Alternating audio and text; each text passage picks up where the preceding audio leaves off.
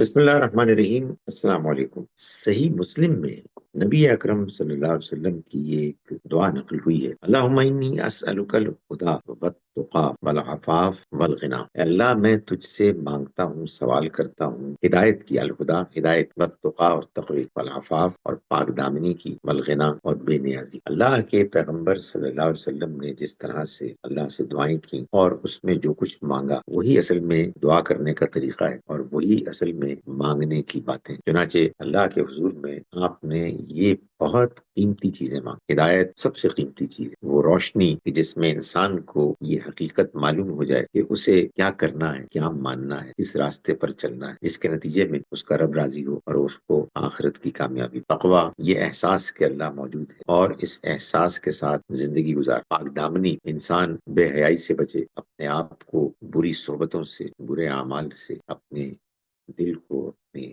نگاہ کو، اپنے کانوں کو، اپنے پورے عمل کو بے حیائی سے پاک رکھے، اور پھر انسان کے اندر بے نیازی پیدا ہو۔ انسان دنیا کا لالچی نہ بلکہ اس کے اندر بھروسہ ہو اللہ پر، وہ جو کچھ بھی اپنے پاس پاتا ہے اس پر اسے اطمینان ہو، شکر گزار، اس کے اندر دوسرے کے مال کی طرف دیکھنے کے لیے کوئی رغبت نہ ہو، جو کچھ اسے حاصل ہے اس پر مطمئن ہو۔ اتنی بڑی نعمتیں، اتنی بڑی دولت ہے جس کو کہ نبی اکرم صلی اللہ علیہ وسلم نے اللہ سے مانگا اور آپ بار بار مانگتے رہے۔ ہمیں بھی چاہیے کہ ہم ان نعمتوں کو اپنے رب سے مانگیں اور بار بار مانگیں۔